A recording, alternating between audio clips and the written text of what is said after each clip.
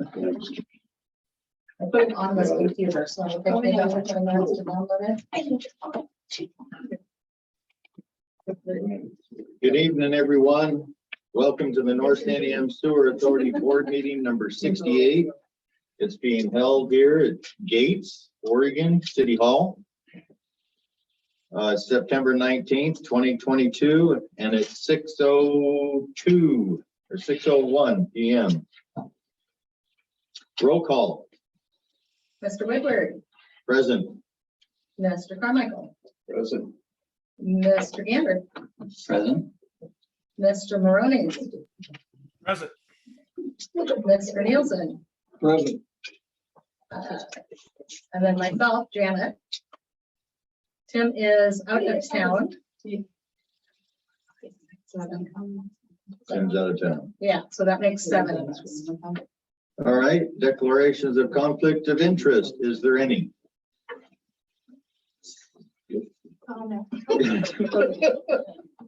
Hearing none. Hearing none. Do we have any announcements? Hearing none.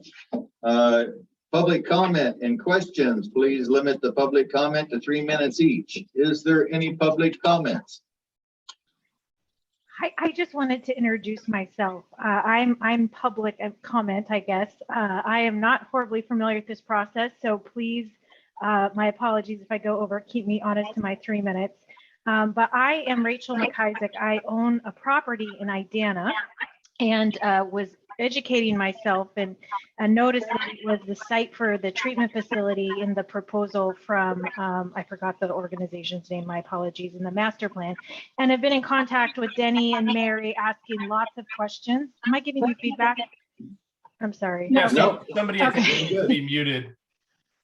And so, I've been asking them tons of questions and they encouraged me to join. And I'm just in a learning mode. Of course, I want to say I'm very excited. I think this is a very important project, but naturally have some personal concerns and questions, given that my property is bordering the proposed. And I know it's all proposed and there's still a lot of things to be done, but, just wanting to learn a bit more. So I think I can sit and listen to things, but you all tell me if I can't.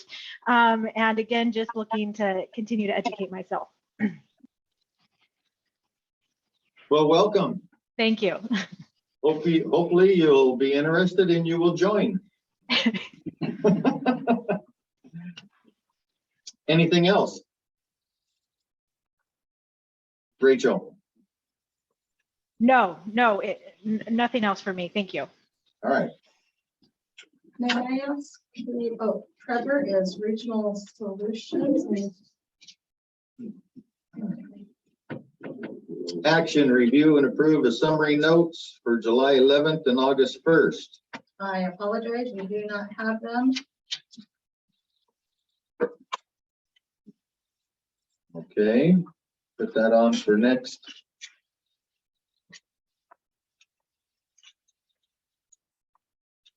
Another over the calendar. So that will be October 3rd.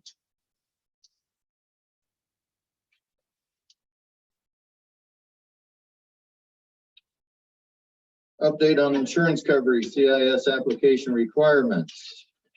Authorize NSA to become members of the League of Oregon Cities. In order for CIS to insure us, we have to join the League of Oregon Cities. So, do we have a motion or any questions about it?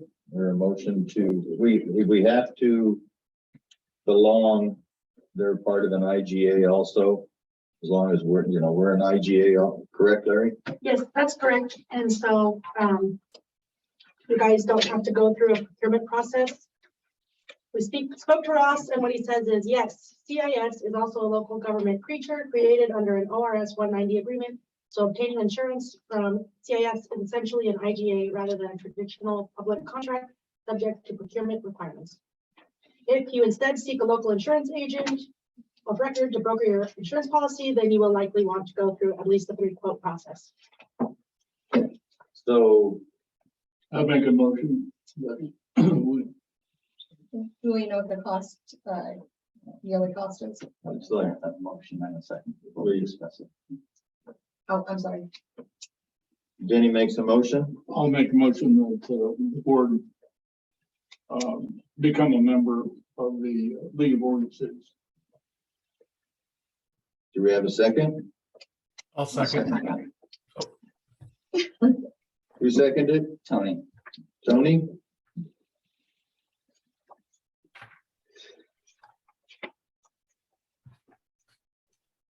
So my question is, what are the,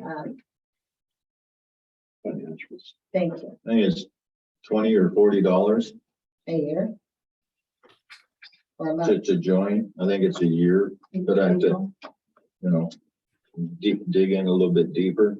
They want, who we are, what we're doing, and I've told them we don't own anything. We're all volunteers. And, I can give more details on it. Apologize for that, but it's in order to join. I think it's, I think McRae said it's $20. I'm looking online Yeah, right now to see if we can see. So, but if we want insurance, as Brian has said that we need, we can go through them, and the attorney has, referred us to CIS. They want a narrative of who we are, where we're going to be, and what are we going to be doing once the project is started. So, I think if we use the mission statement, in the beginning for them. isn't that your white paper, Danny? Could be. So, If it includes language from that. so I think putting it together here soon, getting it off to them. Well, it's not like we have a choice, ladies and gentlemen. It's a mandate that we intend to ensure, and we do intend to ensure. So Yeah. call for the question. So, I'm sorry, before you, Go ahead. so there were two discussions about insurance at work session meeting that we had on the 9th. One was about bonding, fidelity bonding or insurance bonding, and the other was about insurance to satisfy the COG contract for an employee. So which insurance are we talking about right I now? think it's for the board members, as you request, or, you advised us that we should do. So I think there's two purposes here. And so I think I'm not quite sure what COG expects of us for insurance. That's why I'm a little confused as to Well, I think what we're going to CIS for, whether they're two separate purposes, to protect ourselves in a context of being an employer through a contract, or we're kind of quasi-employer. I don't know what Ross said about that when you asked him about the statute number that I gave. I have insurance about the bonding, that was separate from the insurance question. So if you want to read, would you Okay, like to so read the that's information on what bonding? I'm trying to sort out. This is just about satisfying the terms of COG's contract, Yes, right? is the insurance, and then the bonding is a separate Right, question. exactly. Okay, thank you. I appreciate you clarifying that. Would you like me to read the statement on the bonding? Please. Yeah. Go ahead. As long as we're clear as to what we're talking about, Yeah. I think joining CIS, we're talking about fulfilling the IGA, and I don't know if they offer the bonding part. So Just it's a great they point, do. Brian. Does CIS provide both Mhm. levels of insurance? I would think that they do. They do. So it's first, if we go ahead, you want to read that, Larry? Ross says to the question, which is the NISA currently required to include information in the financial policies on insurance and bonding, particularly as they refer to ORS 297.435.2C? We want to ensure we are covering anything else that should be included in these financial policies. And he says, I do not believe there is any requirement that you set out bonding and insurance issues in your policies. Indeed, bonding requirements do not require financial policies, they require bonding. For example, you should comply with the auditing requirement of ORS Chapter 297 as applicable. Adopting a policy does not necessarily illustrate compliance with the law. The financial policies are a great idea and help keep the board and staff organized, but the policies themselves are not really their requirement. So that sounds like a wordy, yes, we do have a bonding requirement. Well, the Secretary of State says we have a bonding requirement.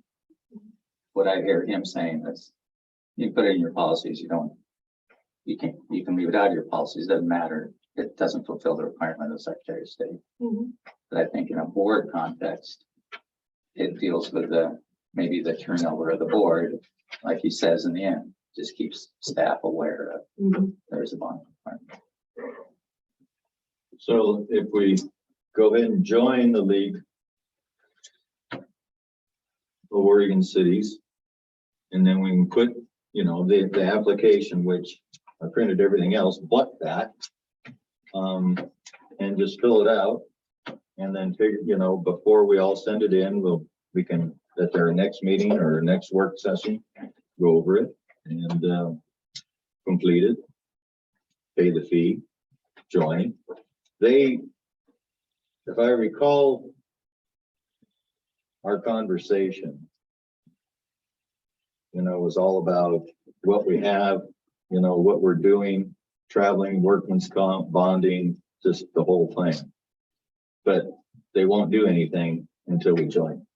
Then, Well, we don't have things like workman's comp to deal with because we're dealing with a contractor. So, I'm not sure that's what, what we're insuring it, and unless it's, officers insurance, directors and officers insurance on the one side. On the bond, Brian explained that pretty well at our work session. When I made the motion, I assumed that it was including both of those issues. So just for clarification, Yeah. if the second agrees with that, then we only need one motion. We don't need two when we have that. all right. I think Tony was the second. Yeah, Tony was the second. You got any questions, Tony? I can't see you. You're in a little square about 12 feet away. He's muted. He's muted. I agree. Okay, so what is the new motion? I don't think the motion's changed. No, the motion hasn't changed. Okay, So we just go for a vote. okay. Mr. Woodward, Aye. Mr. Carmichael. Mr. Gander, Aye. Mr. Nielsen, All right. Mr. Maroney. Aye. Who did I miss? You Oh, and I'm an aye. and Tim is. Tim absent. is, I won't comment where Tim's, I'm not happy with him. He's off. You'll have to listen to this recording now. So, do you have a motion, number? So this is the 9th month, those will be 01. 9/20/22-01.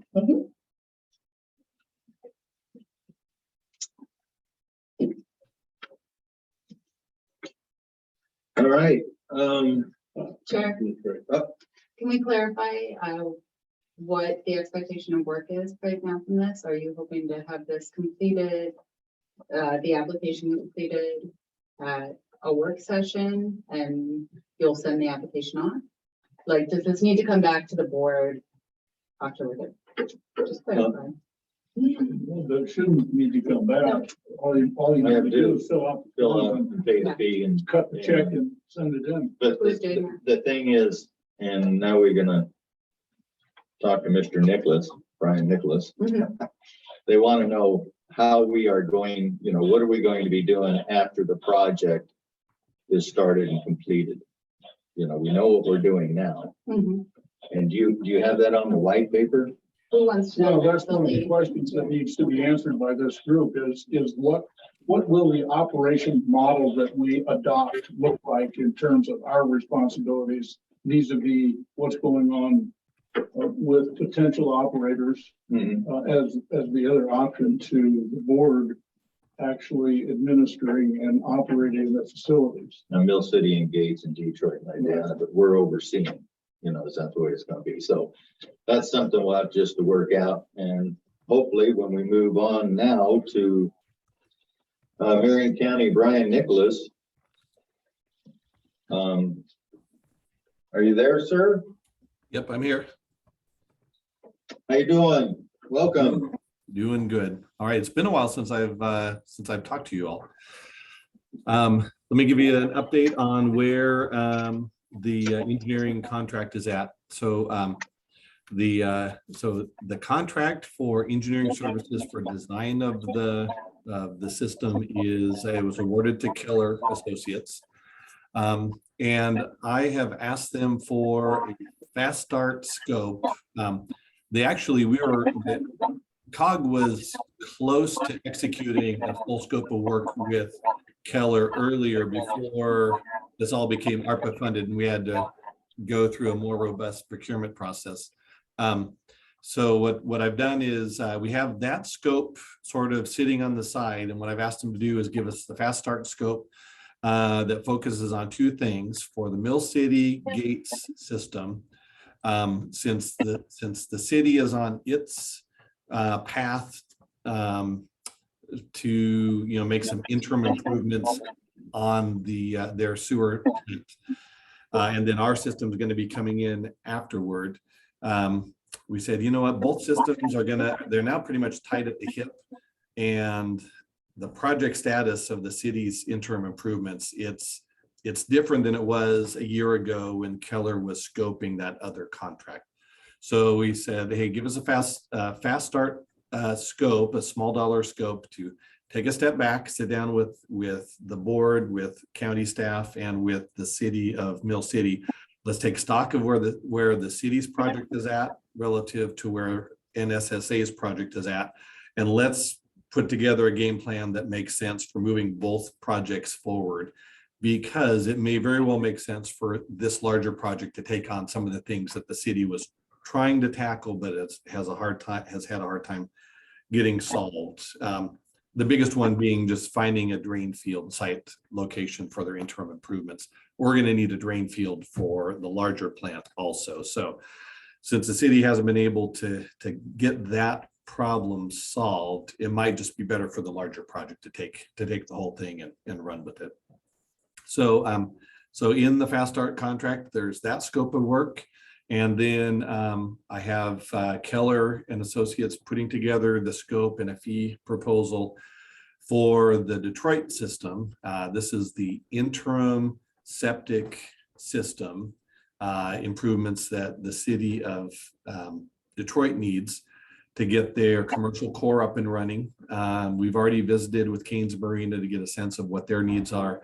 And now Keller's putting together that full scope and fee proposal for that fast start piece as well. So, all right, so in a nutshell, I've got a small contract that I'm pushing through our signature process. It does not include that Detroit work. It only includes the Mill City Gates, short assessment. And so I'm going to be able to add the Detroit here, the scope and fee here before the end of the week, and we'll get the whole thing executed and off and running. But we're in the contract negotiation period right now. But I think we'll be probably done with the fast start scope and fee, ready for signatures by the end of this week. Wow. Fast start. Yep. So, Brian, you're saying that the Mill City needs to do an improvement on their basic system that they have now. but we still need another drain field to expand this thing out, and that's one of the issues that's gonna come about in the future here, or? Yep, that's one of the biggest challenges with the Mill City Gates system will be the discharge, how the discharge system is set up, because due to the three basin rule, we can't discharge sewer effluent, even treated effluent directly to the river. So it's going to have to use some sort of drain field type of a solution. The city needs additional drain field space for an interim solution to their plant, and we need a very large drain field facility for the overall new treatment plant. So there's a chance here to just kind of kill both birds with the larger project. Just expedite getting drain fields characterized, the groundwater study done. We could do all of that this winter. In theory, we could get all that done this winter. The city would have to go through the same process, so why not have the larger project do it? We would acquire enough for the interim solution, and then the larger project would expand on that drain field for the permanent solution. Do we have any land located or in the works to for the larger drain field at this point? I know Mill City staff, they've got some candidate sites in mind. The master plan, the master sewer plan identified a number of sites. We haven't engaged in other sites yet, just because we haven't gotten the ball rolling yet. We haven't executed the contract with Keller. Mhm. So once you've got a site located, then it's, if I understand it right, then there's a year process to test the site. Is that correct? Yes, Brian, you want me to do it? Yes, Mary, thank you. Okay. So, Mary? hi, everybody. Great questions. So basically, once you identify a possible location, you do some test pitting and look at the soils, and you maybe even test the groundwater. And that approval comes from Marion County for that site eval. And then depending on how much volume you're going to infiltrate, then you have to do groundwater studies, which could take up to a year. It just depends upon, again, that volume, how far away you are from the river, what level of treatment you're going to do. So, but that, it doesn't have to take a year. It just depends upon, again, the soil, how far away you are from the river. We're looking at 35 acres for the interim proposal that was going to handle the 54 housing units and plus other things the city wanted. So that gives you, sort of a ballpark, and that's a drain field plus replacement drain field is what they were looking at. So the bigger project is looking for an infiltration gallery. So that's a different whole technology that they would have to do different studies to determine if that will work. So does that help, Ron? So you're saying that they need to find 35 acres for the drain field? If they do the interim or if it's going to immediately switch to the other project. If they can wait to do the larger project, then that would be more cost effective, is what Brian is saying. So the question is there any interim infiltration work that they can do? Is there anything there to tide them over until the bigger project comes? It'd just be cheaper to do one project, not an interim and a big project. That's what we're trying to say. And that makes sense if the city can wait. If the city can't wait because the housing unit's coming or they have other development, then they need to look at their options. So There is a partial, because they've noted that Correct. they haven't discussed it or gone out and done anything. What they do, the fact they got to get things done first before they approach them. Is that correct, Brian? Mary? I didn't understand the question. Say it again, Ken. No, you can't do anything until you get the contract started or signed and move forward. And then there is some acreage that is being looked at, but you can't do anything until the contract is signed and until you know that we're going to go with the big project or do an interim, right? We can't do anything until you even. Well, you know, they had so much money, the Mill City had so much money to do the interim, it wasn't the full, they wanted 8 million, and I think they had several millions that the legislators provided them. So they could have executed on that, but when they had this drain field they were looking at, the owner was like, no, we're not gonna give you access unless you're under contract. The city didn't want to be under contract because they didn't know if it would work, right? That's sort of that which goes first, and it's important. Going to pay a lot of money for a property. You want to make sure that you have some knowledge that it's going to work. Otherwise, you can't put your drain field there, right? Totally agree. Yeah, and there are a couple places we're looking, but it comes down to, it would only meet the necessity of the city right now. So, and they're kind of questionable for groundwater, so.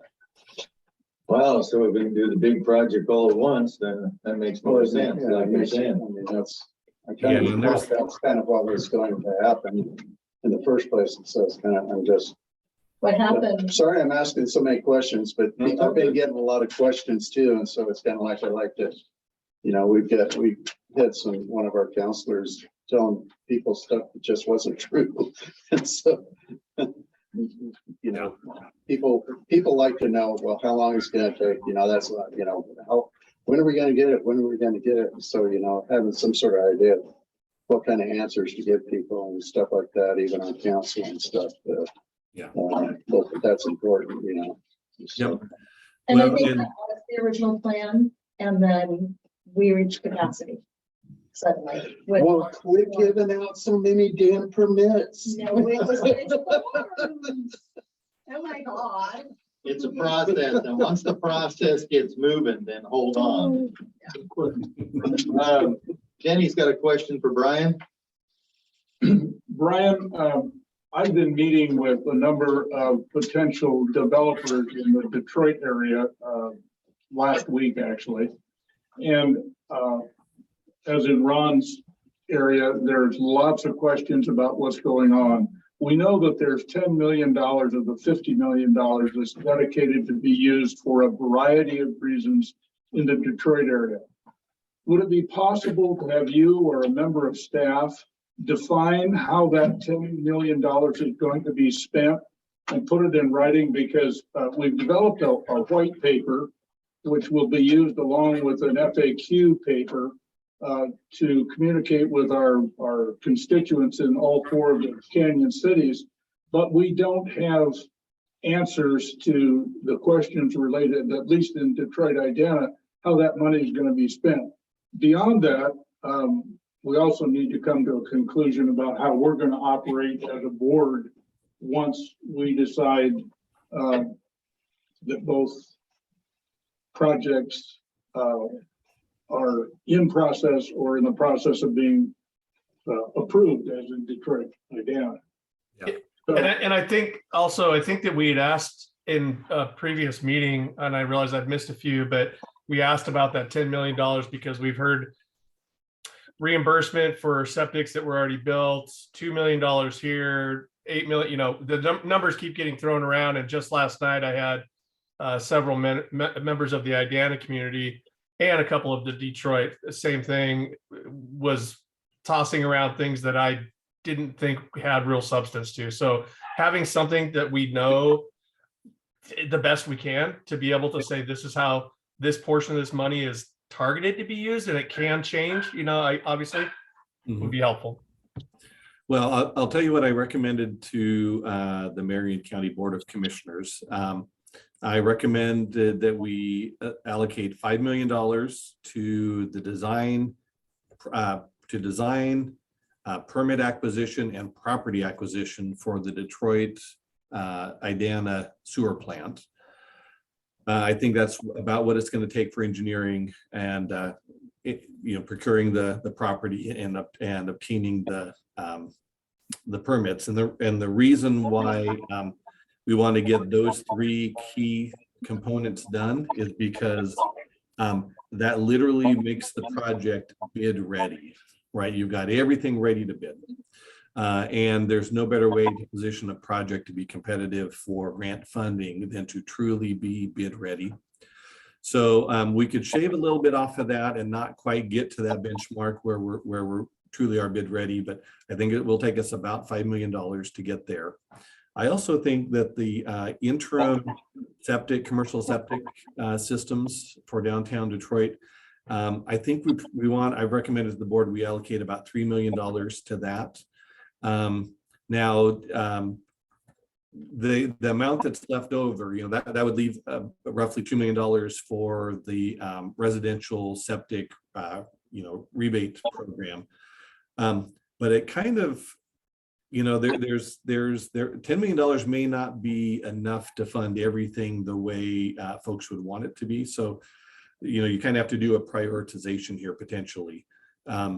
Let's say we dig into, I want to find out, I want to be a little more solid on what the cost for the sewer plants and the interim commercial septic solutions will be before we say, yep, here's absolutely the amount that we're putting towards residential septic reimbursement. Because to me, those first two pieces, the long-term sewer plant and the interim septic solutions in Detroit, might be higher priority. Simply because one, the sewer plant is what this is all about, right? It's advancing that whole effort to make this permanent sewer plant a reality. And then there's the economic development that comes with the interim septic solutions. So, maybe the interim septic solutions are closer to $3.5 million, and there's only $1.5 million for residential. So it is a little bit of a moving target. I want to get Keller involved in this fast start process to help us fine tune those numbers. But in rough numbers right now, it looks like it'll be about $5 million for the sewer plant, about $3 million for commercial septic, and about $2 million for residential. But I want to take another month or so to solidify those numbers before we start communicating that broadly. No, that's a great start, and it helps a lot in terms of our community communications. We have one developer that I learned last week who just bought half of the street in downtown Detroit, and he wants to double the size of the existing motel, go up 2 stories, put in 18 studio apartments behind for labor resources for people who come up there and work seasonally in the area, as well as put in a restaurant and a gas station. He can't do any of that without a temporary sewer. Yep. And he has the money, and what he doesn't have personally, he's lined up financing for, and he's ready to move. So it's imperative that we move this along as fast as we can. I have my personal expectations, and they may be unrealistic, but I'm hoping like crazy that we've got something that's functional within 18 months. Just a minute, Mary, you got your hand up? Yeah, I don't know if this group knows, but, DEQ had $15 million from ARPA funds that were gonna first have to go to the wildfire areas. And so Mid Valley COG did apply and did get that money. So that is for septic system repair and replacement focused on low income is the primary first group. And then after that, there could be for other people, if they don't have enough, right? And so we're working with the contract with the COG on that. And so that'll be rolling out soon. And I know McCrae's here as well. But anyway, that's a lot of money, about $1 million-ish to help people. And you can go back to March 2021. If somebody had installed a septic system and they have the receipts, they could work with the COG to maybe get some of that reimbursed. After that, before that, no, we don't have funding. So, okay, is there a question? No, Tony, did you get that? I did. So COG just received $2 million for septics up in a fire area, and that's what Mary was talking about. They had $15 million. Yeah, and I think I think that's important in the conversation. A couple of more recent conversations were, well, why would we want to be a part of a sewer system when we just spent $30,000 and nobody's talking to us about how we can get reimbursed for that? And again, it's just back to Denny's thing of just that having a bigger idea of these different funds coming in and availability for residents. So Mary, thank you. That did answer. Yeah, thank you, Ken, both of you.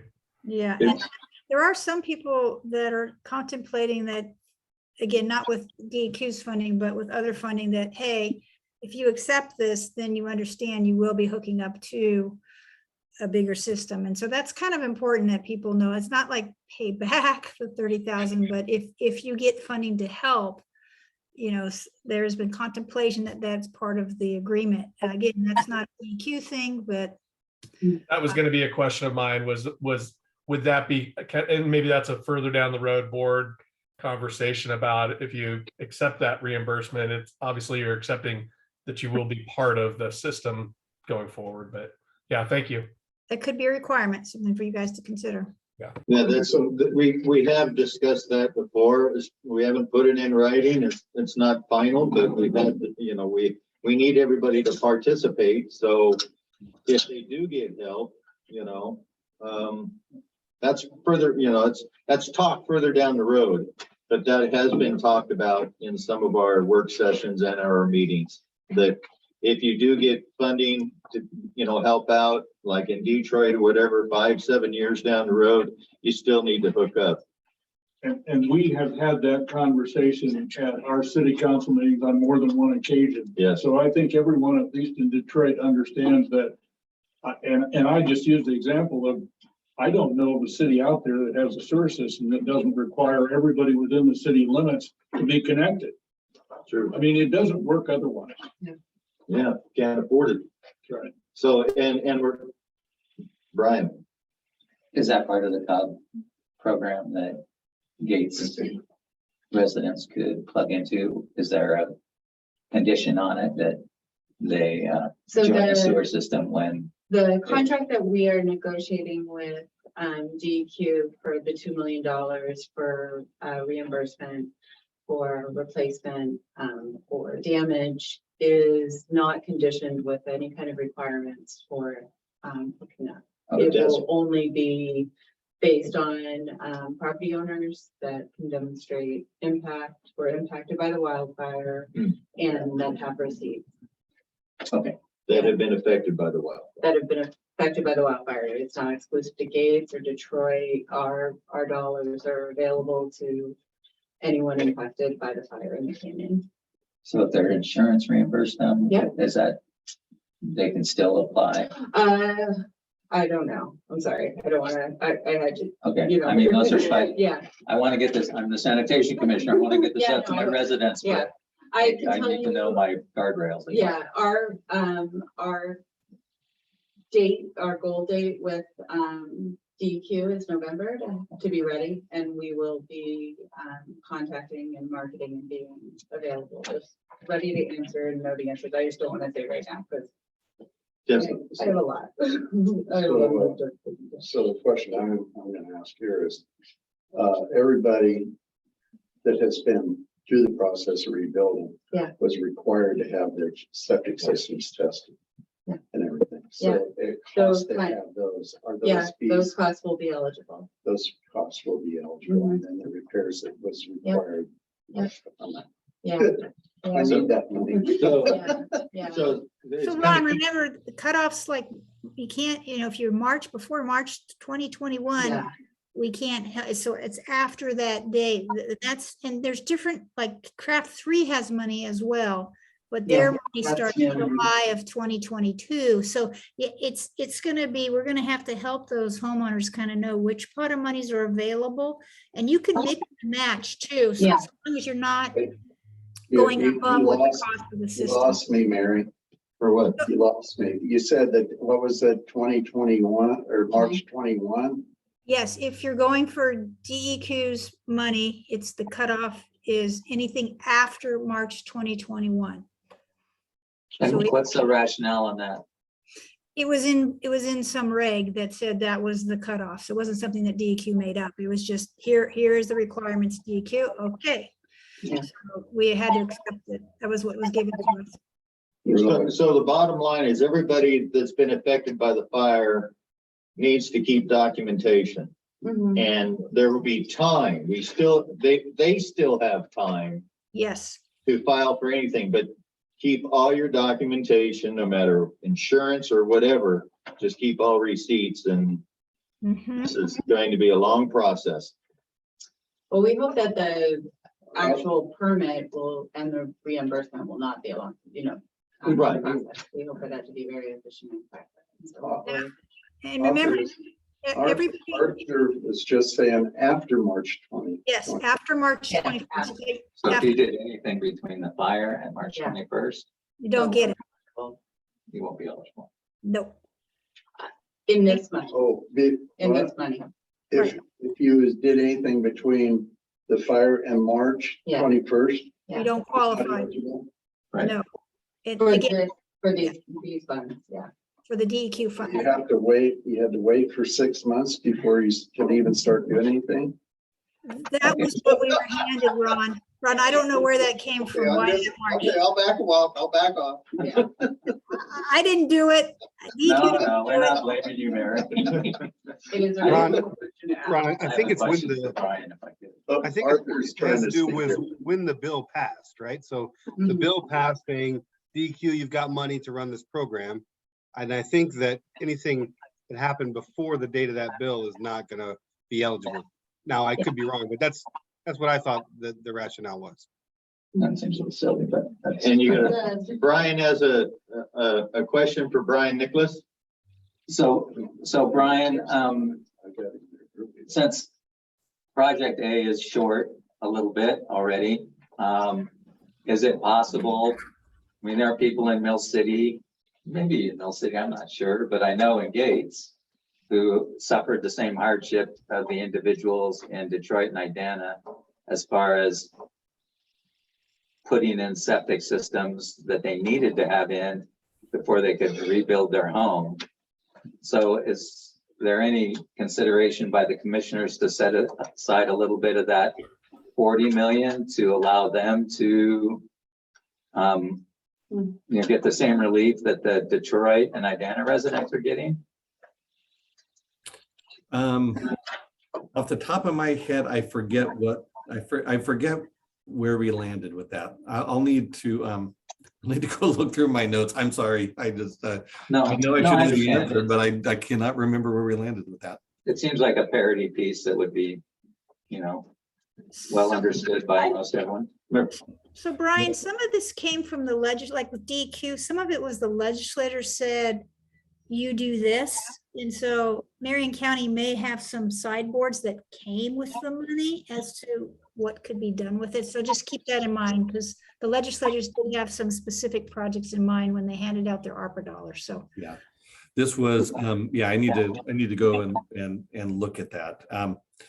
This specific legislative allocation, it originated with a request from the county, and I think we spelled out how we were going to spend the funds.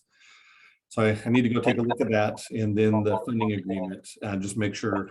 Like I said, I should know off the top of my head, but I can't remember where it landed. So I'll go confirm what the answer is. We do know that COGS program that was funded through DEQ, that's eligible for people up North Fork and in Gates and all the places in between. So that one is that one everybody has access to for sure. Yeah, McCray had something she wanted to say about that.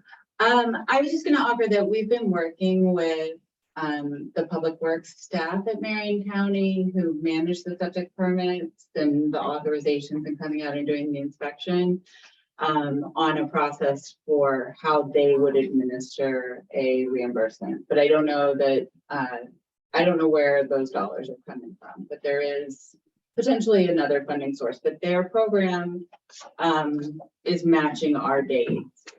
So they have that same March 21 date.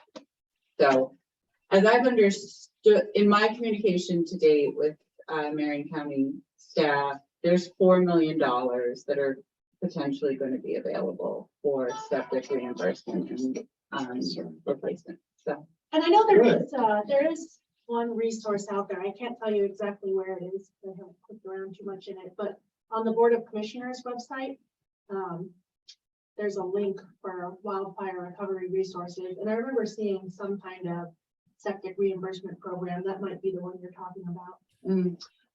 This is Larry from Marion Yeah. County. I don't know if everybody knows you. Hello, everyone. So let's be careful about those numbers, because the 3 funding sources for residential septic reimbursement are the 3 that Mary identified. The DEQ program, what's the loan program? CRAFT. Craft 3. And then the money that we allocate, Marion County allocates from this $10 million. Okay. Those are the only 3 sources of residential septic reimbursement funds that I'm aware of. Okay. Okay, what is Craft 3? What's their amount that they have available? I believe Craft, Mary, you want to speak to That's a it? long. Yeah, 2 they have million. 2 million. Some of it's already spent. Some people are taking advantage of it. So they have, it's kind of a graduated scale depending on your income, how much grant you get. And they also can offer loan. They were first of the DEQ's money. It's DEQ's money that went, because we wanted people to have money for this building period. And they also have other money, straight loan that they also can do for septic repair outside the file area. They do have that as well. So they have 2 different pots of money in case you have people outside the fire area that still need help. They do have a different pot of money for that. So they have a great web. Just go to there and you can look at it. They help you. Craft 3. Craft 3. And Thank you, Mary. we'll be communicating. Silas and I are both working on our septic permit reimbursement. So we will be, I would say November is when we will have our website available. We're not going to be doing online applications. We'll be meeting directly with people because we want the process to go well. We just want it not to be confusing and help people get the material they need. So the flyers that are out right now for the reimbursement. That's Craft 3. 3. So Craft 3 began their program July 1st, and their program is not reimbursement based, it's forward based. Like, I need to replace my septic. I haven't been able. Yeah. Whereas ours is full reimbursement, grant based, not loan. And it's income based, but there are funds that everyone is potentially eligible. I think the minimum of ours is 2 that everyone would be eligible for, and then there's upwards, it goes up. So there's no forms yet. No, you all will know. I am very excited. I'm really excited about this. And happy that DEQ was able to get this out, and I think it's just one more piece of many that helps. And an interim during the work that Brian's team's doing that can help people recover and this community still move forward. So, we'll let you know. And I'll have to go back. I think I did all my stuff before the 6 months. Well, and that is something we need to hear. And so people who are listening to this right now, get this information back to the sewer authority, let them know your dates, or communicate with your communities so that we can be planning for where's that gap and how do we look for reimbursement and funding there too. Because I know several people that got the jump on it. But we just don't know. We know how many permits, we know how there were 620 septics that were damaged. We've issued the county, I'm sorry, not we, but the county has issued upwards of 430 permits to date. And that's the numbers we know, right? But we don't know some of the other parts. So Okay, we'll get to it. We'll work. We'll keep working. all right, thanks, Brian. Well, one more thing, Larry, I'm concerned that we might have some outdated info on our website. So would you remind me tomorrow? Let's dig into that. Yeah, I'll shoot Sure. you. It's on the CDBG. Okay, Thank you. thank you. All right, moving on. Draft quarterly report from Marion County for Marion County funds. Yes, it's a one pager for the IGA with COG, which goes through. You guys all have a copy. And so it's for this IGA with COG. It's a one-page quarterly report that we would receive. The first one on October 15th. That addresses sort of the major points that are in the scope of the IGA. Essentially, the whole goal is for NISA to be its own independent organization, financially, operationally. And so this IGA with COG is to get you guys there. And so it's just this, wanted you guys to see the form that they would be completing that would go to Marion County. And that would be going to Marion County in October 15th. 15th. And so this was mostly just so that way that $150,000 that Marion County provided to COG, or to NISA to COG. Not to COG, yeah. So that way it's auditable. Yeah. Larry, how often is it, quarter, right? Yep, quarter. And, so for the October 15th date, Ken will work with, you Yeah. to fill out this, maybe you can have it as an action item to have it on your next agenda. For First quarterly October, report. where is that? For October 3rd? Yeah. Okay. Unless the board just wants to authorize you to complete it and submit. It's up to the board. Can we do that? Work with COG. Can It's gonna Ken, be under your signature, right? yeah, can Ken complete the quarterly report and submit? Are there any finances related to it? It will be summarizing expenditures for the quarter. But there's not going to be an invoice from COG relative to the work done. That has to be approved. Okay, Ricky. Then I would make a motion that we authorize the chair to complete and submit the quarterly report for the North Santiam Sewer Authority Organizational Development and Support IGA at his convenience. That's okay. Ron seconds.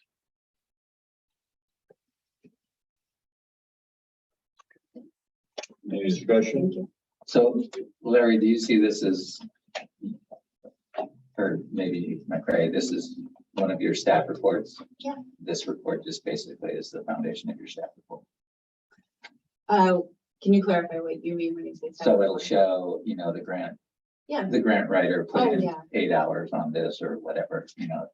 Will it be that delineated yeah, or? it can be, or, I mean, we do lots of different kind of quarterly reports for different funding sources. This could be as simple as like this form Right. being entered into, or we can have supplemental information that aligns with what our services are that we provide every month that we'll provide with our invoice. That was my point, is Yeah. that I think it comes out in the board packet. Yeah. It's what's on the public website, that this is what the work was done. Yeah. Yeah, we can have, we'll fill out the document Right. as it's been created, but we can have a supplemental or, you know, a report that shows what our time has been and the bill. Right. Do you want the invoices? No, I don't think we need to have the invoice attached, but we can show the work we've done and how we're tracking. Because that's ultimately what the NSSA is reporting back to Marion County. How are these dollars being spent? And how are you meeting those milestones of the contract that you have with Right. Marion County for the dollars? Right, the only point was that, I think it was in the last meeting in the legal review, it was, remember that and/or question? The treasurer and/or Yeah. the board, and Or so two board members and. there's gonna be a motion to pay COG for services rendered, Mhm. and it's linked to that report, then it's an Oh, action, no, it's I an don't think- action item, yeah. I think I think they can be separate. Our invoice will come to you as is with material, like, I mean, there might be alignment, right, and similar information between the two, but they will be different. Okay. Thanks for clarifying this. Any more questions? Any more discussion? Make a vote, or do you want, you got something? No, I think it all kind of, Brian asked it, I mean, like, sounds reasonable to me. You just attach a supplemental to the form. The form gives the basis, and need any other information, it's to the supplemental. Done. All right. Do a vote. Mr. Woodward, Aye. Mr. Carmichael, Aye. Mr. Gander, Aye. Mr. Nielsen, Aye. Mr. Morones, Aye. oh, and me, aye. Thought I was on mute again. And motion number 9-02. 02. All right. It's been a long day, okay? Hey, it's all, well, too much fun. Okay, review of draft budget from Treasurer Gander. Okay, so share my screen, I guess. Oh, we got feedback. Your microphone's on. Yeah. Zoom. That better? Mhm.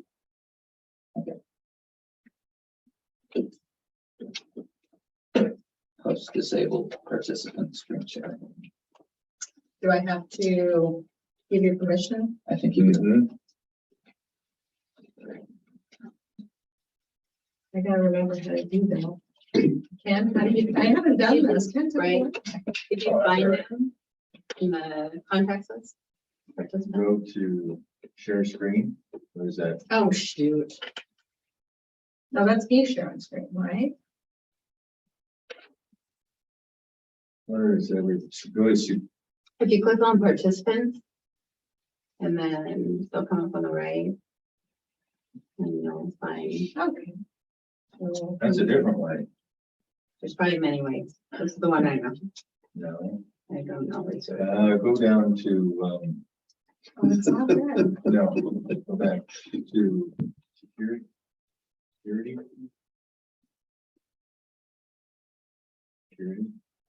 Share screen up here. You sure? Try it now, Brian. All right. Got it. Okay, cool. Okay. So,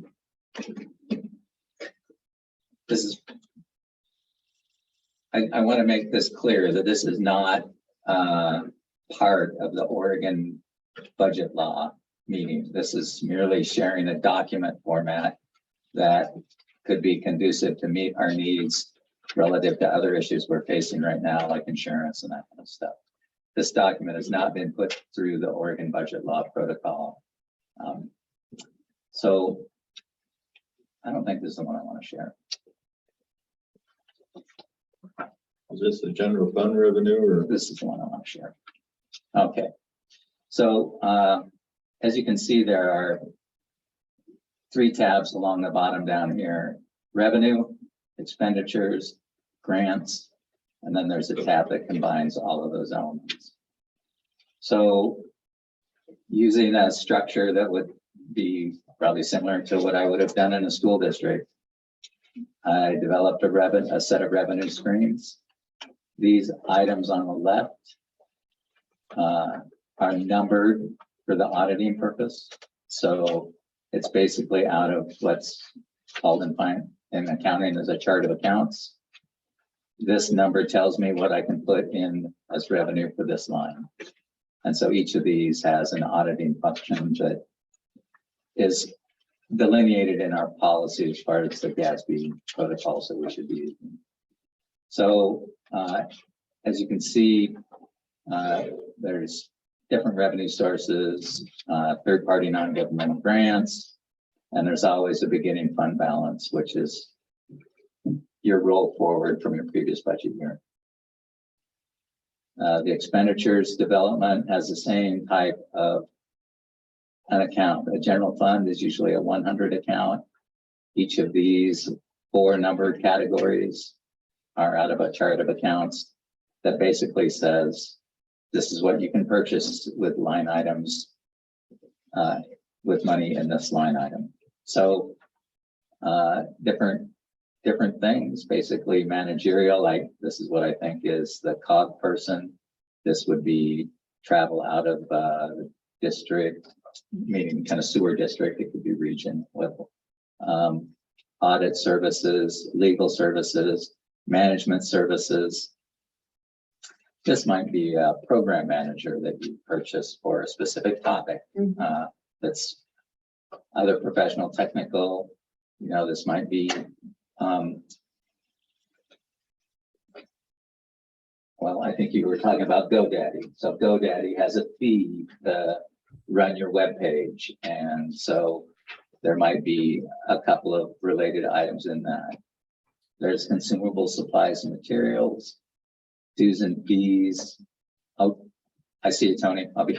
Yeah, it's your screen's not changing for us that are virtual. So if anybody else is watching, What are you seeing? we're still on just that front fund revenue. So if you've changed any tabs or anything, we're not tracking with you. So you don't see expenditures now on the bottom? It's not highlighted, it's still highlighted on revenue. That's interesting. It happens sometimes with, yeah. I'm sorry. Didn't mean to interrupt, but yeah. I think you have it as a PDF in your packet, so. Yes, I could definitely see it, but if there's anybody else. Okay. And then there's a contingency amount, and your insurance costs, dues and fees. This is what I was asking a little bit earlier about the Oregon Association of Water Utilities. It seems like we go to their conference. Maybe it's time we join their organization and see what kind of training they have available for that might be helpful to board members. I don't know. And then there's the planned reserve. And then the second expenditure type tab would be grants that we receive. Usually not, they're usually a 200 level account, same type of individual descriptors. It contains a contingency. I don't know that I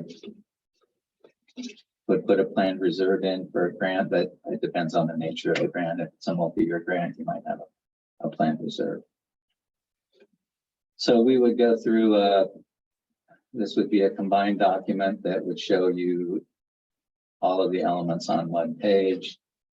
This is a document that's meant to be shared with kind of a, I don't know, maybe a white paper, full, you know, vision for the year of the budget that's set out by a budget officer. They fill in the levels of the different budget. Each budget requires a 3-year period. And usually you have your audited values, which are called actuals for 1920, 2021, and you have your adopted budget for 2021. That doesn't seem right, or that should probably be 21, 22, excuse me. And your proposed budget and your approved budget. So these last 2 columns are the columns that the budget committee will work through in its first development of the 22-23 budget. Typically, that's required by the state of Oregon to be completed before the start of the new fiscal year. So a budget calendar typically starts in January for the next fiscal year that starts July 1st. That means there's, you know, as we spoke about in the administrative meeting the other day, goal setting by the board, the definition of a budget officer, the setting of the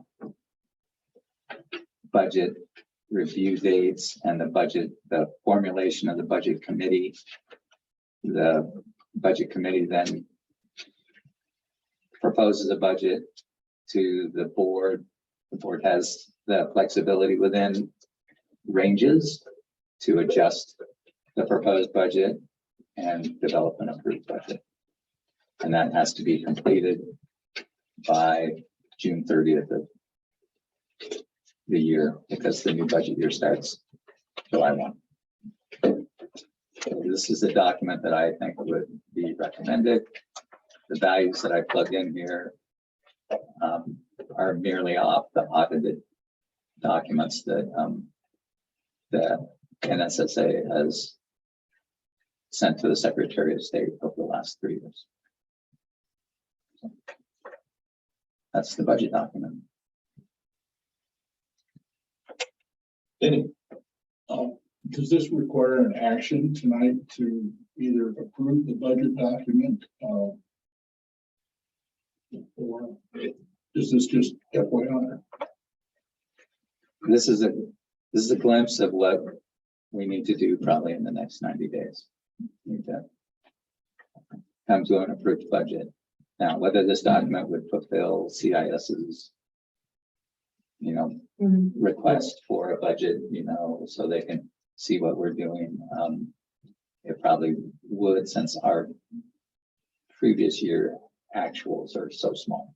At this point, it's not very complicated. And as I reviewed this a couple of days ago, number one, I wish to God I could do things like that. I admire your skill. But number two, we're not going to have, as you frequently say, more than a dozen checks. There's not going to be a lot of line items in there, whether it's 100, 200, or 400, in terms of the budgetary area that we're speaking about.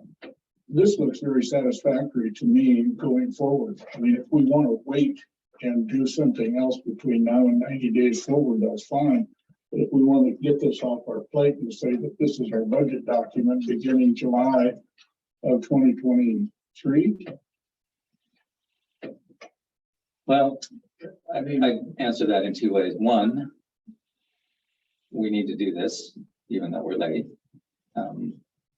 We need to do this. Secondly,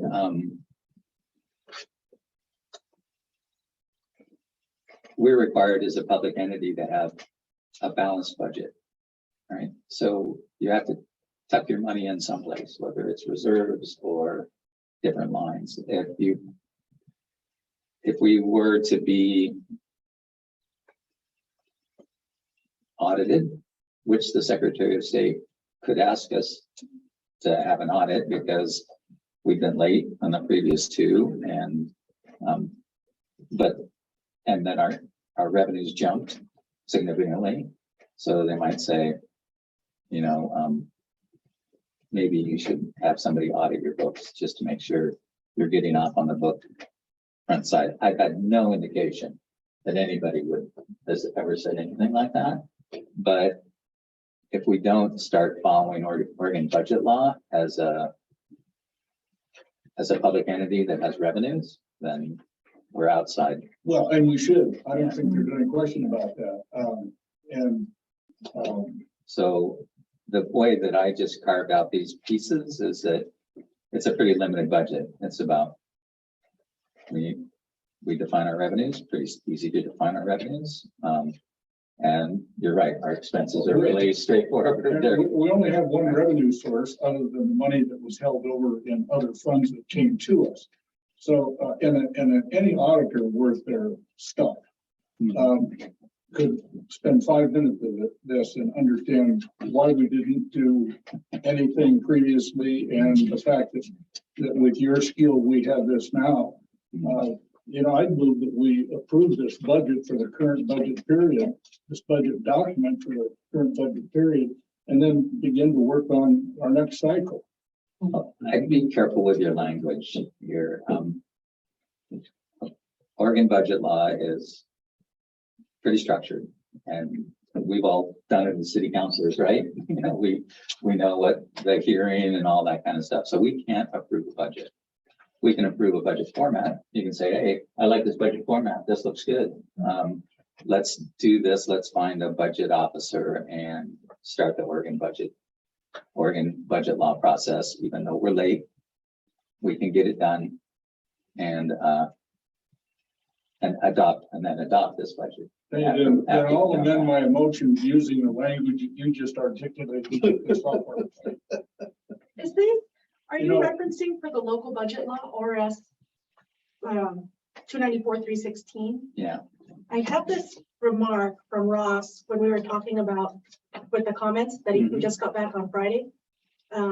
He said regarding chapter 6B, which is the operating budget, where we had Oregon budget law states, right. and then we asked whether we should leave that in or not. He says, the ORS chapter 190 agreement between the cities said that NISA will comply with local budget law. I will point out that referencing the local budget law is confusing because ORS 294-316 says that ORS chapter 190 entities are excluded from compliance with local budget law. I think you should at least delete the definition of unit of local government due to the ORS 294-316 inclusion. For this subsection, he recommends just saying that NISA will prepare a balanced budget each fiscal year. So this might comply, So it sounds like it said two. So could you read the first part again for me? yes. Because I think what you said is that we said we would follow Oregon budget law. Yeah. And then he's saying, but 190s don't have to follow budget law. Uh-huh. So So we that's go what, by what we said or what we're required Well, to he do. recommends that you delete Mhm. the proposed language. and only state there that, Oh, in the draft policies. where we talked about our budget, he says we should only say the NISA will prepare a balanced budget each fiscal year and not reference the local law, that we will follow the local policy. Perfect. Then you're in. So I think, And all we need is a second. Well, you'd have to look at these numbers and ask yourself, is that? Is there, I looked at the numbers. I'm assuming everybody else looked at their packet before they came to the meeting. I didn't, but I can see what's on there and stuff. You just looked at this. But if there isn't that much there, and it isn't that hard to skim over it real quickly. No. well, with It's 10,000, nicely done. with $10,000 in contingency, you can probably get around anything you're gonna need. I don't think your insurance is gonna be more than. Do we have a second? I'll say.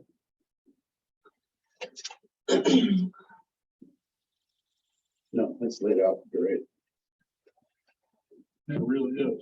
It is. And I love having the history. That was, for somebody who's new to this, it was really nice to have that material to look at. So, The previous years. yeah. Very well done. Okay, any more discussion? Have a vote? I vote yes. Mr. I vote yes. I got it out of the way first, okay?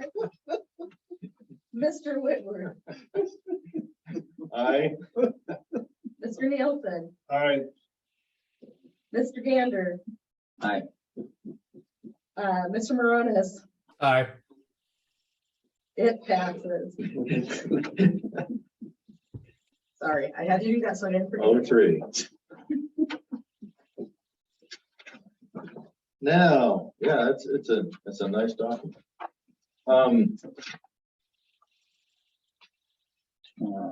So, how do I unshare, stop share? There it is. Okay, NSSA Treasury Report for August 2022. I should probably share my screen again.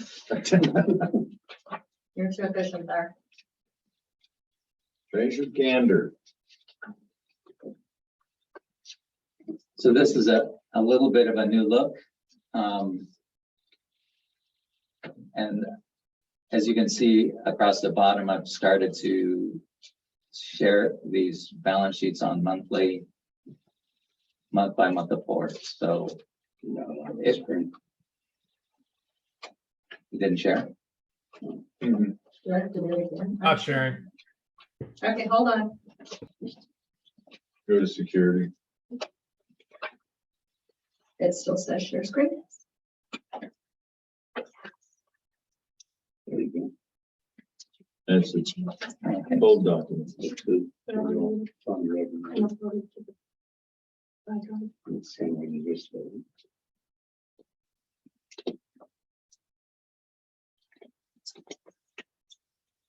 There you go. Okay, There we go. so this is the balance sheet. And you'll see that the transactions are recorded. And this is chronological, so it goes all the way back to the very beginning. I've entered the invoices that Mill City generated back in the beginning for the legal services with Spearway.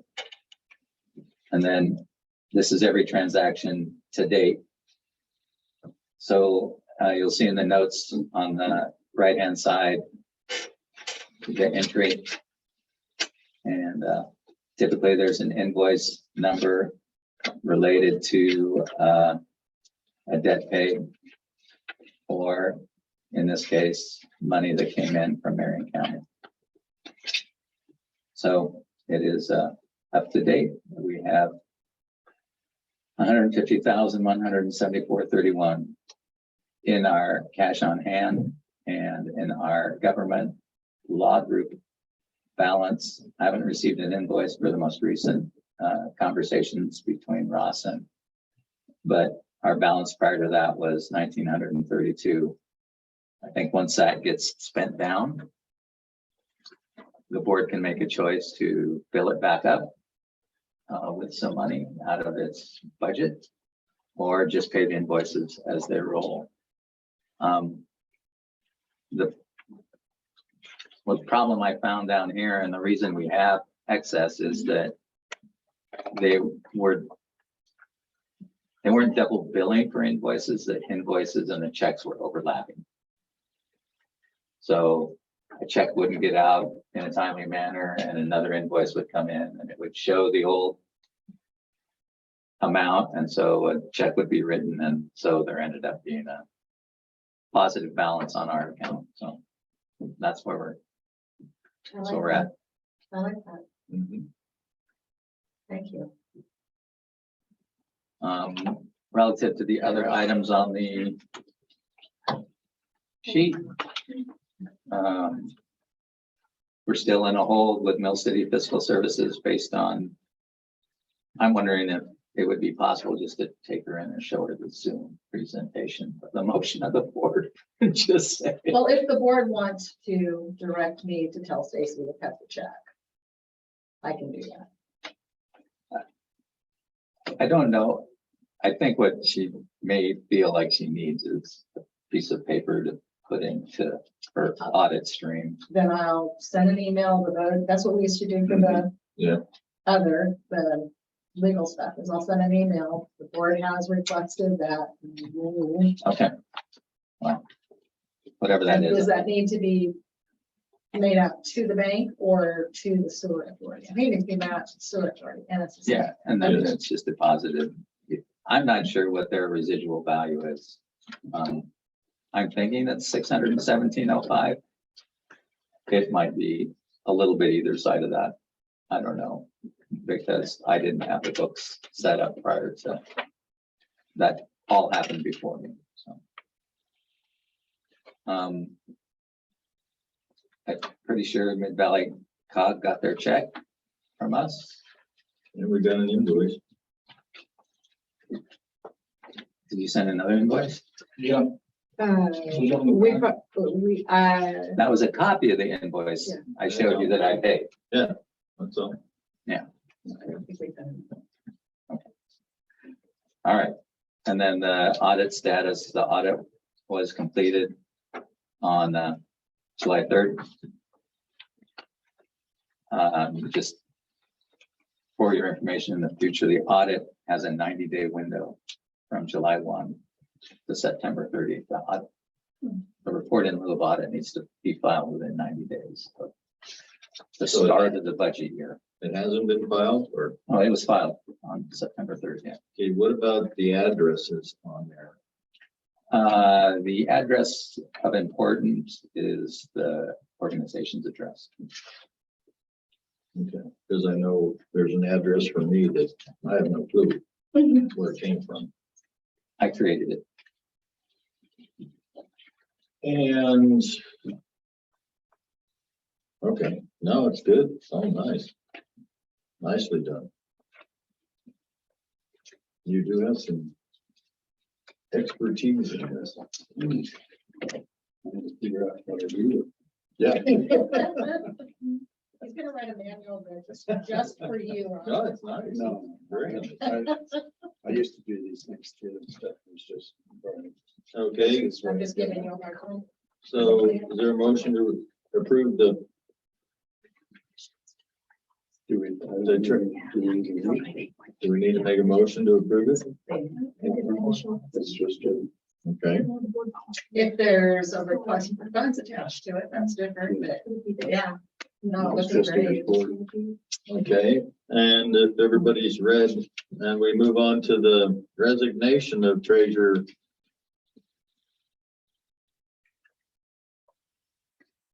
Of the resignation of the treasurer, which is not me, but Mr. Gander.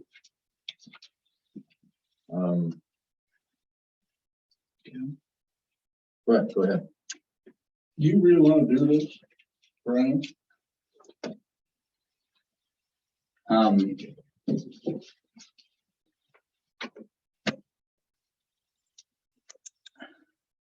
I'm getting busier and busier all the time. Me And, too. I'm retired. I spent a lot of years, 20 years in board meetings and running public meetings and trying to be as transparent as possible as I could with the public. And I don't have the energy to fight that anymore, to be honest with you. I told the people of Gates that I would represent them on this board when I took over Dale's spot. And I will continue to do that. But I hope I can put my energies in my other volunteers activities and feel less discord and more at peace with myself. Well, with that, I will sadly move to accept Brian Gander's resignation. I will agree with Denny. I will sadly accept. I will second it. Very well done on the budget.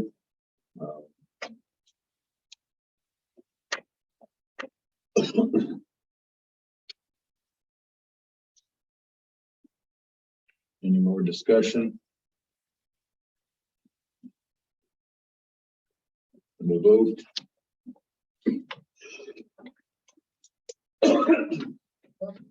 Mr. Woodward.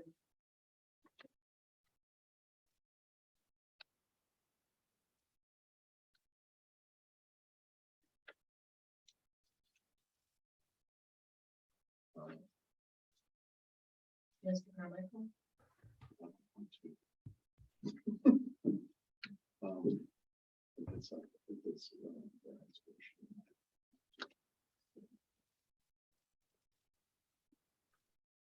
Mr. Nielsen. Aye.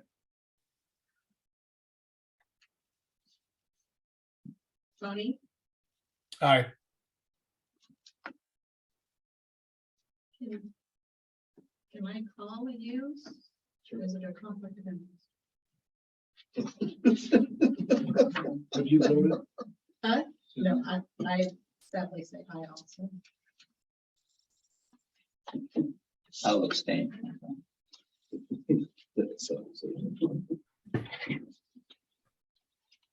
Okay.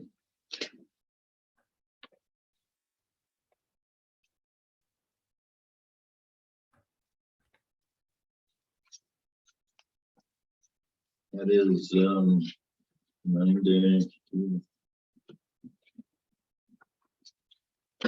Moving to old business. IGA, Mid-Willamette Valley Council of Governments. There's no update at this point. No update. I guess, do you understand what I'm struggling with? As far as the Yeah. insurance requirement that we would have, I'm not quite sure what like Denny says, we're contracting with you, Mhm. but at the same time, I could easily see ourselves tangled in a lawsuit. Employee, as a named party, so. It's a term of your contract. What kind of insurance You want, do we, do you need? do you anticipate us having?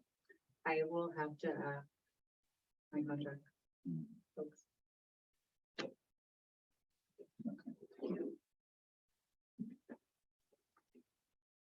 And we'll get it worked out.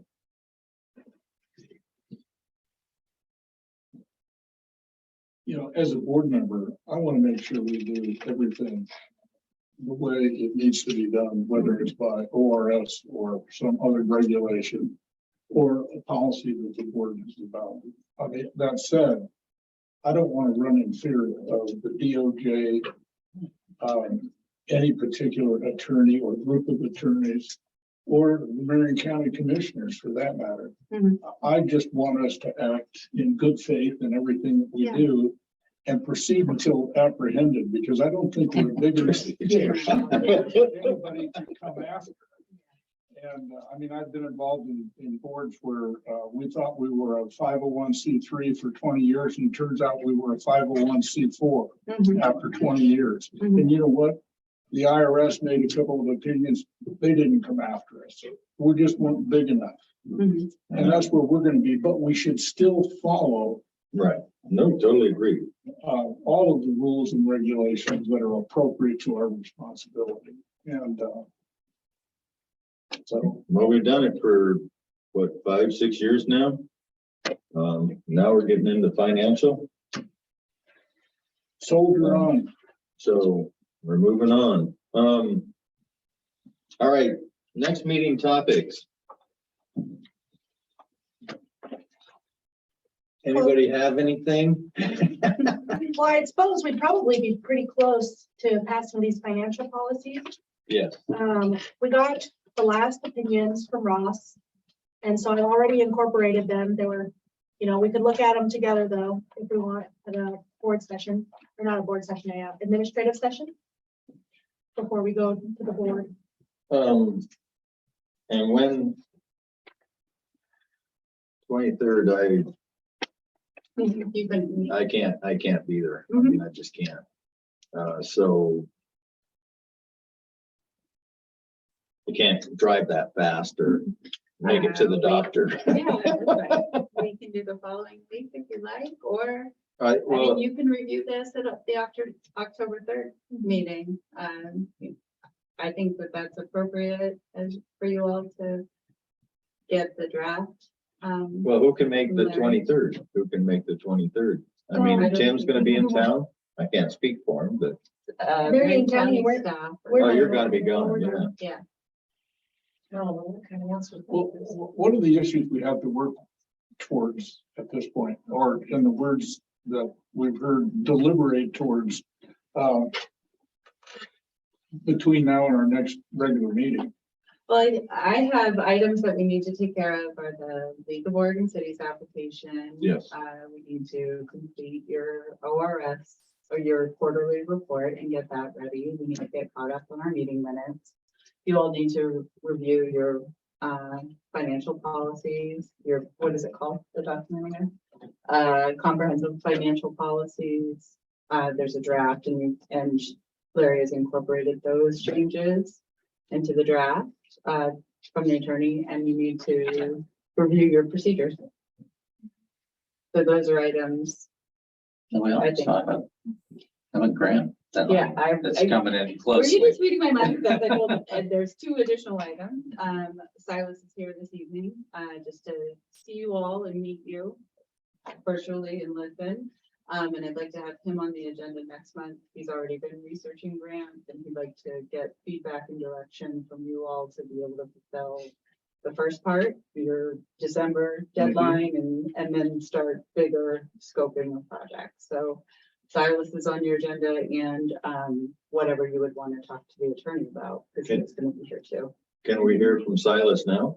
Well, he can say hello, but he's not necessarily prepared to make an application. Introduce yourself, Yeah. sir. Hello, hi. Nice to meet everyone officially, and thank you for having me be part of this. My name is Silas Lumnibet. I'm a new, as of 4 or 5 months at the COG, a new grant administrative writer. And yes, so for the North Santiam Sewer Authority, I have been looking at programmatic grants and organizational staff development grants the last few weeks, just to see how I can, help secure funding to help develop the board as is. And some of the requirements of those grants involve just kind of a narrative or just kind of a set of priorities or goals as for the board. So just as I'm continuing more research for some of these grants, I would just love more input in terms of what are the goals for the board in terms of developing your the board itself, the programs, just the operations that you would like to, prioritize. So yeah. Right on. Welcome aboard, sir. Yes, Thank you. we need help. And definitely got to provide it. Yeah, we need COG, so.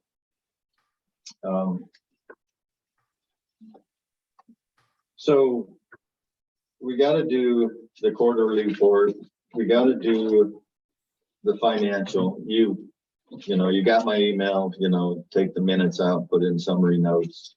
Did you see that change? No, I didn't. Yeah, I think you do. I just sent it Saturday, I was fishing around. Two things didn't happen Saturday, so I had a lot of extra time. So I think October 3rd, for Larry to bring the financial policies and then also the procedures, the comments she's got, so she can have some more time to make sure she's Yeah, that's good. got in all the feedback, the comments from you. Because it sounds like we can't have an administrative work session, and we're 2 weeks away, right? Okay. October 3rd is 2 weeks. Something like Right. that. my gosh, it is. Yeah. So. So there- we're okay. Yes, that's the question. Where do you guys want to do this? You want to do it in person here? You want to go to one of our We other? go to Detroit before it starts snowing. Oh, yeah. Thank you, Ryan. Thank you. I mean, you have a nice new communities You're welcome to go. Well, the facilities are still developing. For people like me with hearing devices, the council room up there is a disaster. It is bad.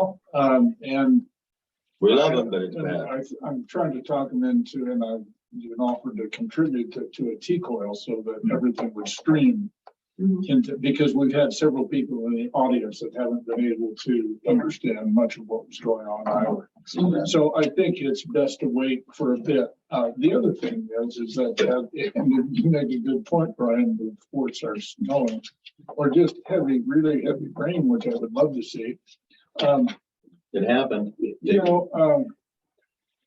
doesn't hurt to be on Zoom for a while until we get some of this material straightened out and configured in a way that is suitable for us to actually meet there. So, or if Tony has a place up in Idana that, if you think the public would benefit from our being there, that's great too. But if we're not going to have public, then, I'm always at most. I don't know what you all drive, but for me, it's about a $55 round trip to Detroit. I would love to have something up in Idana, but I think practically speaking, I don't know what the participation would be at this point. And so I think having it located where right now where a lot of the focus is at is probably best and easiest. My question though is, are all of the work sessions always at 8 a.m. during the week? Because that for some of us that are working a lot is a challenge. I'm not expecting anything, but that's just a question. These are all at 8 a.m., right? No, the ones in the middle of the month on Mondays start at 6. Okay. Okay, great. And the Friday ones, yes, they start at 8:15. Okay. And now they're gonna be held at COG instead of Marion County Court Street. Okay. But Thank we you. don't have one scheduled for this one. No. Okay. So let's just do a Zoom on October 3rd. And I made the promise to people in Mill City that I will be live somewhere with my equipment so they can attend. So anybody up here or whatever, till we get set, I'm there. So we could come down to, Ron and I could come down to the city. Yep. Yeah. Yep. Make it easier and invite our community to go there. Public meeting, I'm supposed to have it. That's for the, We're also supposed to, we should start sending the agendas out for our board meetings to the different cities so they can post them. Yeah, I think that would be great. And also in regards to, locations, I think once the Detroit Community Center gets better outfit, I think it's going to be a great place, centrally located to be able to host more people. And so Yeah. love getting the minutes. That'd be great. And whoever's gonna do that, I can provide a contact for the social media folks in the Detroit area who are just terrific about getting that stuff out into the community. So it's Tracy Boland, I know you've met her. Mhm. So. Yeah, we just send them out to cities and they can post them. Oh, on yeah, or Kelly next can do door. it too. They can post them on next door or whatever they want to do. and you guys are always welcome. You can always do it here too. Okay. Alternate so people that. Mayor, I was wondering how you felt sitting next to the big chair. Who, me? Yeah. Hey, he forced me to be here. Okay. Yeah, when I got here at 5:30, that's where he was at. Just don't get comfortable. I'm not. I'm sure he won't. I'm not, I don't want to be. All right, anything else? You and I are, gonna have to set a time. The only thing I'm here, the only thing I see that really is kind of that keeps getting put on the back plate is actually getting the structure down. It's kind of one of the things that Brian has asked for, and I think that we're still kind of doing this here. October 3rd, we're gonna move a lot of these things forward. And so the financial policies, and then we'll work on the, You're talking about our operating structure. Upgrading structure. and so the other thing we have to work on, we're going to be doing NSA board policies, procedures, and decorum. And that comes after the financial policy. And that what? That's after the financial policy. Yeah, that's after, yeah. So I think that's one of the things that's really going to determine a lot of Yeah, the future. so. All right, anything else? Thank you all for all your hard work. It's really appreciated. Move to adjourn. Good to see you. No, we just. Oh, look at that. All right, everybody, it is, what time is it? It's 7:40. Thank you all for being here. Rachel, I hope you will come back and join us. I That's will. really Thank you for good. having me. Hey, well, don't be a stranger. Thanks, Rachel. All right, Jenny. Turning off the recording. turn off the recording, meetings